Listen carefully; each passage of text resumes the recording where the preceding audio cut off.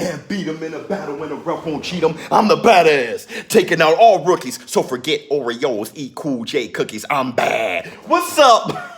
This is ShowBizz the Adult. It's hump day.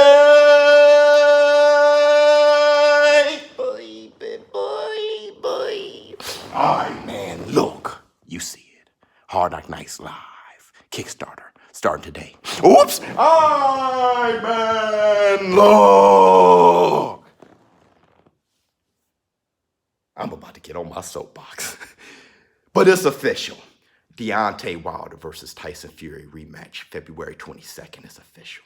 The only thing that they're worried about right now is picking the location, and many people are saying that they're leaning towards MGM for their location. But I'm about to get on my soapbox. Carbonated Kool-Aid.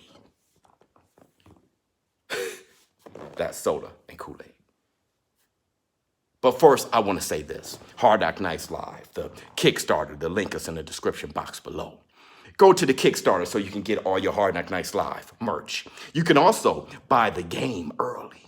So support the game, get prizes, giveaways, and also there are updates. We have our updates often on the Kickstarter. So go there, and it's launching today. You can have your updates, you can have your prizes, you can have your merch, and you can buy the game early. So support Hard Knock Nights Live, the new boxing game for PS4 and Xbox One.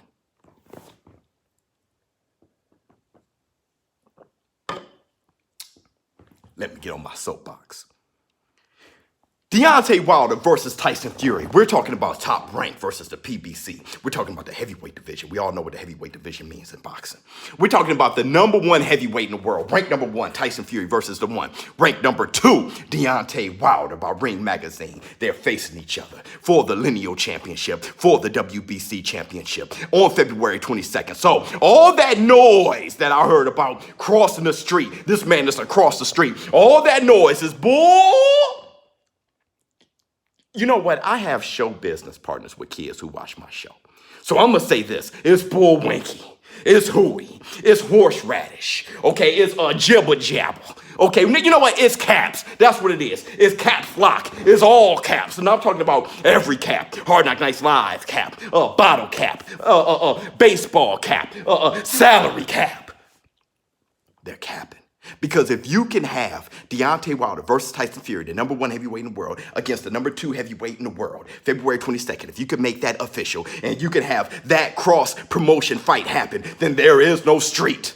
There is no crossing the street. He's across the street. There's none of that. If you want the fight to happen, you can make that happen. And it looks like both of those boys, Tyson Fury and Deontay Wilder, wanted that fight to happen, so it's going down. Also, I want to say this.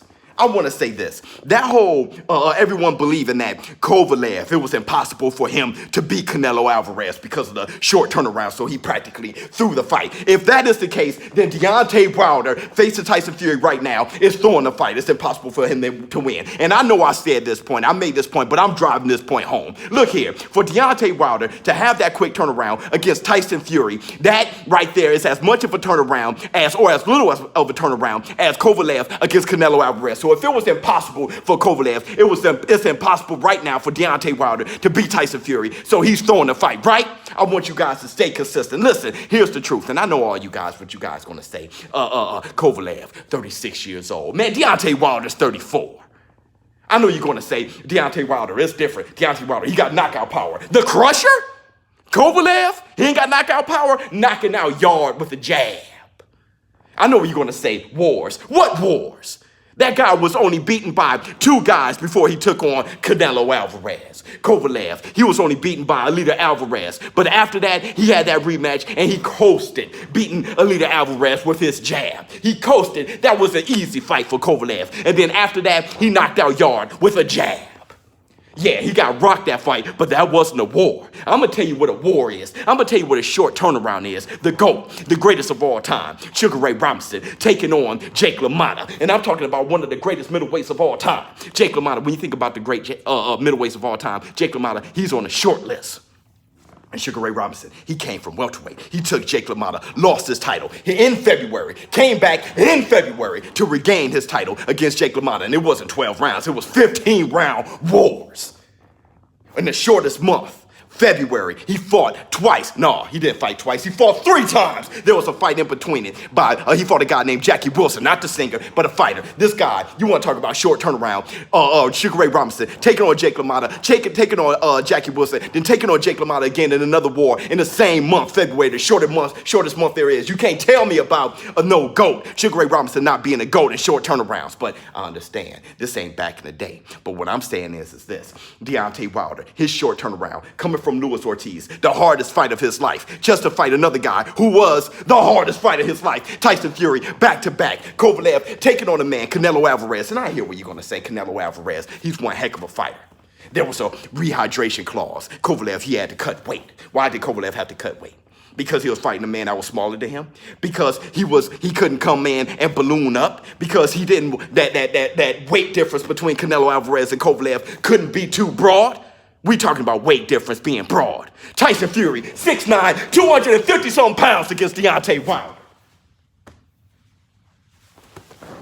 And I know you're going to say that's the heavyweight division. Man, I'm talking about reality. Man versus man. Tyson Fury is a huge man.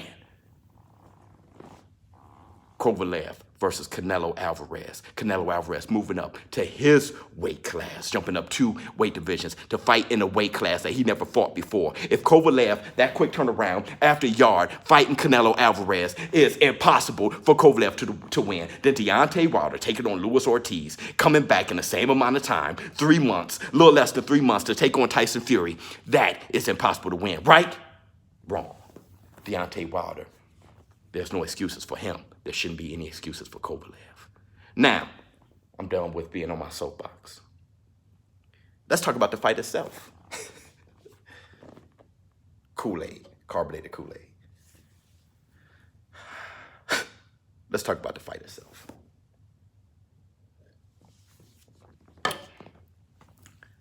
Deontay Wilder versus Tyson Fury. Now, Deontay Wilder, he fought Brazil. Brazil was his mandatory. Then he turned around and fought Luis Ortiz, number 6 ranked heavyweight in the division right now. And I know many people say, well, Luis Ortiz, he was 40-something years old. Man, he was ranked number 6. Deontay Wilder, who was he fighting? Well, Deontay Wilder, he fought Luis Ortiz. He's about to fight Tyson Fury. The only guys left, really, is Andy Ruiz right now and AJ. And they're fighting each other. So really, he's fighting the best of the best that is available right now. Now, he had an opportunity to fight AJ before, and we know how that went. I think Deontay Wilder ducked that deal. But as of right now, Deontay Wilder, he fought Brazil, came back, fought Luis Ortiz. Tyson Fury, on the other hand, he fought Tom. May the Schwartz be with you. And then he fought Otto Wallin. Who? But I think both of those, what happened after the rematch for both of them made sense to me. Tyson Fury, he also fought in the WWE against Braun Strowman. But Tyson Fury, after that knockout he had with Deontay Wilder, I think it was suitable for him to take a couple soft touches. Get busy. Top ranked Bob Arum signed him to a 5-fight contract. So let's get a couple fights in, build up his market in America. I think it was a smart strategy. I really do. Deontay Wilder taking on Brazil, that was his mandatory. But then taking on a crafty Luis Ortiz, he knew that he had Tyson Fury coming up. So prepare for Tyson Fury this time so it won't be a rematch. To raise his probability of winning, he had to take on somebody like Luis Ortiz. Somebody who is crafty, somebody who can counter his shot, who is kind of hard to hit, and who is not afraid of anybody, because that's what Tyson Fury was. He wasn't pulling none of his punches. Tyson Fury was landing his shots and giving Deontay Wilder a boxing lesson, the same type of boxing lesson, quite frankly, Luis Ortiz was giving Deontay Wilder before that 7th round. But Deontay Wilder learning how to throw that punch right down the pipe, that punch that we saw against Brazil. So I think it was good for Deontay Wilder to go to school real quick, fighting Luis Ortiz before he fights Tyson Fury again. So Tyson Fury, he's going to have to watch out here because I'm giving the edge to Deontay Wilder. I think Deontay Wilder learned something. He learned something after that Tyson Fury fight, the first fight. He said he was rushing his shots.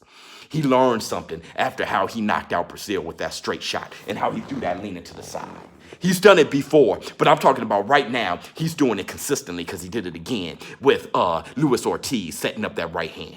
I'm giving the edge a little bit to Deontay Wilder. I still think Tyson Fury is the better boxer, but Deontay Wilder looks like he's learning how to throw that punch correctly. and it's becoming muscle memory.